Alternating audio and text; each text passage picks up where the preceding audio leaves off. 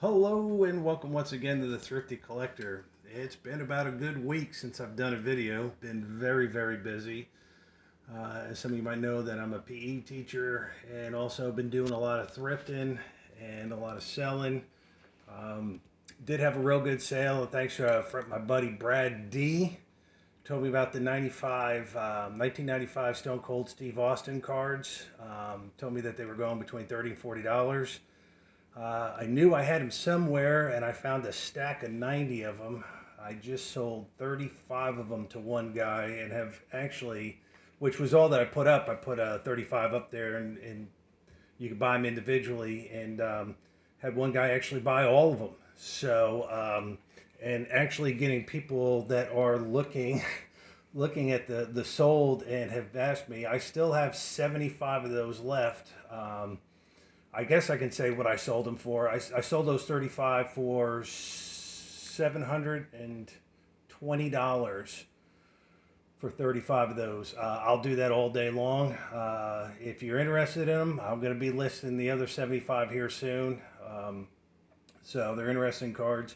But I've been doing that. Went down to Panama City. They have a Goodwill outlet there where you just dig in bins and bins. Drive time there and back, and the time that we were in there was about almost 13 hours. So that really takes a toll on us. I got some real neat vintage jerseys and jackets, sports vent jackets and all that. I want to give a shout out to a friend of mine, John Haber, who one of my passions is I'm going to start actually collecting Ryan Leaf cards. You say, well, why Ryan Leaf? Because at one time, all these cards were about as hot could be. And not being card guy, I didn't chase any of them. But he was nice enough to give me a bunch of these rookie cards. And I have some rookie cards. I know I've got an autograph rookie card of his. If you have any Ryan Leaf cards that you would like to donate to me, I would appreciate it. All right, so we're going to get started. This is from Douglas Keating. I guess I shouldn't really... Well, Cardboard Productions. He does signings. And I'm pretty sure I already know what card this is. Yes, it is. It is the 1972 Cecil Cooper Carlton Fisk rookie card. I had purchased this card and then got sent away to Fisk. I think he charges about $45 through his foundation. And then I wanted to get the Cecil Cooper done. And I think that only cost me about 12 bucks. And Cecil Cooper had some really great years, especially in the early 80s on the Brewers. He was part of the Harvey Wallbangers. And there's a little thing of when it was done. Don't know if I'm going to send this to Mike Garman. Mike Garman's real good about signing these and not keeping them, unlike Jerry Kuzman with the Nolan Ryan card. So I would like to get Kuzman done on that one. I just don't know if it's worth taking a chance sending this to Garman there and back to where he lives. It would be kind of cool to have all three. Cooper is not in the Hall of Fame. He's in the very good Hall of Fame, maybe the very good Hall of Fame, if you look at his numbers. He had a really great career. But, yeah, glad to have that. And like I said, that was done through a private signing. The next one is an eBay purchase.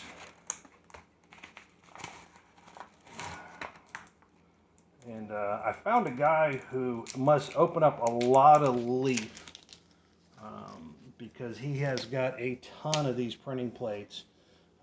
This one is, what is this, Khalid Cream. I want to say they're both Notre Dame guys, and I do like picking these up. I think I got these at a steal. I got them both, I think, for like $6 delivered. And they're, of course, one-on-ones. So they're real nice to have. And like I said, if I can pick up some Notre Dame ones, they're about the only thing I will buy. Being thrifty as I am, a lot of people are not collecting these at all. They're almost laughed at because they're not shiny. They're not, well, they are numbered 101, but they don't have a nice big fat autograph on it. And there's no colors. It doesn't look like a rainbow or camouflage or snowflake. So, but I like these. They're plain. I think it's great that they're part of the card history, that these were actually used. as part of the card. So two nice pickups. Got them at a real good price, which I'm happy about. The next one is from my buddy Chad. If you have YouTube, Chad does an IB. It's called IB Retro IB, I believe it is. Sorry if I said that wrong, Chad.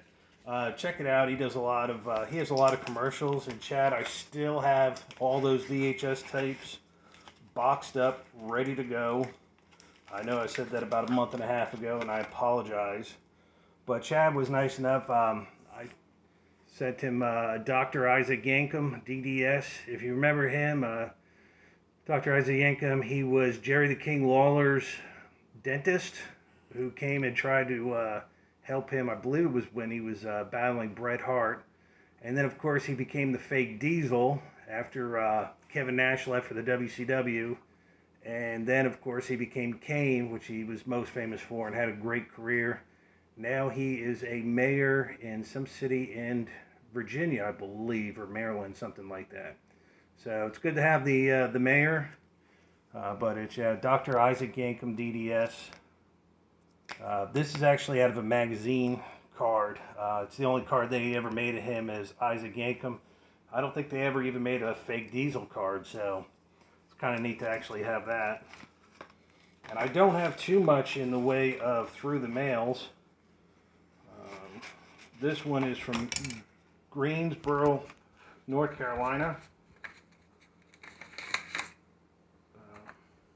That's Dale Jarrett. That's that 1988 Max set. It's one of the sets that is dirt cheap right now. You can pick up these cards in lots at a fairly reasonable price, and these guys are great at signing. NASCAR is pretty much, it's a step above, pretty much like bowling cards right now. There's not much interest in the sport, so you can pick these up. I believe one day, if NASCAR does get big, this right here will be a set people will be looking for. I probably have about 100, I'd say a good 100 of these signed of the different racers. So it's kind of nice. I do have, they're pretty much all considered their rookie cards, except for Jeff Gordon. He was actually in a different set. It was Outlaws of Racing from '87. But everybody else, the weird thing about this too is they didn't have a Dale Earnhardt card like this. They had one with him, with his pit crew. They had a couple of his car, but it wasn't until years later they made some kind of weird numbered retro card like this. Excuse me, of him. So yeah, if you want to check out a set that might be a great investment to start getting signed is the NASCAR. A lot of the guys are really good at signing. Even Richard Petty's good. He does keep track. He limits you to 2 a year. So, but if you need to get on a set that nobody's chasing right now, which is always the best set, I believe, start thinking about the 88 Max. And then the next ones are Ed Rutkowski. And he played on the Buffalo Bills. The Buffalo Bills, I think, won three AFL championships within like the first 5 years. I don't know how many he was on. The reason why I like this guy also, he was a Notre Dame player, my favorite team. So it's good to get him back. I don't know how long it's been since I've sent out to these guys. I believe Dale Jarrett has been a while. But, you know, you just can never give up on them. So...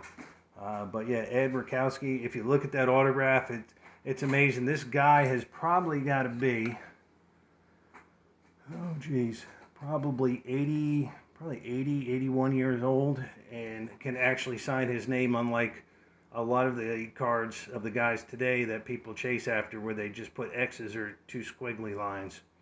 So a man in his early mid-80s can actually sign like that is pretty good. So, but once again, we had Ed Rutkowski, we had the Dale Jarrett. That's my big pick of this year. I'm going to say is the 88 Max. I'm going to go ahead and finish up the cards that I have. I probably still have about 60 I can get signed, which would, I think by the end of it's all said and done will put me close to 200 of those cards signed. The Dr. Isaac Gankum from my buddy Chad. Thank you again. The 2 Notre Dame printing plates, 101s, that I got at a real good price. And my Cecil Cooper that I got at a private signing with Carl Fisk. If you want to, leave in the comments. Let me know if you think I should take the chance, roll the dice, sending it to Mike Garman. Let me know what you think.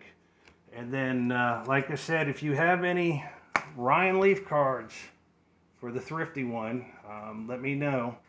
I'd love to take them off your hands. My goal is to, now of course you can't get every one of his rookie cards, but I want to get darn near close to what I can get. I'm not going to spend a lot of money on them, but I pick them up when I can. If I see them in quarter boxes or dollar boxes, depending on what they are, which ones I need. I'm going to eventually have to make a checklist because thanks to my buddy John, that's really has helped me with that. I know I need a lot of the pennant ones from the contenders. So, and of course in those years in the late 90s, they had so many goofy variations that you pretty much had to hold them up to a light and stick your tongue to the back of your teeth to figure out what variation it was. But everybody have a great night. Hope you do well. Just got out of Hapkido class, and staying busy and stay thrifty.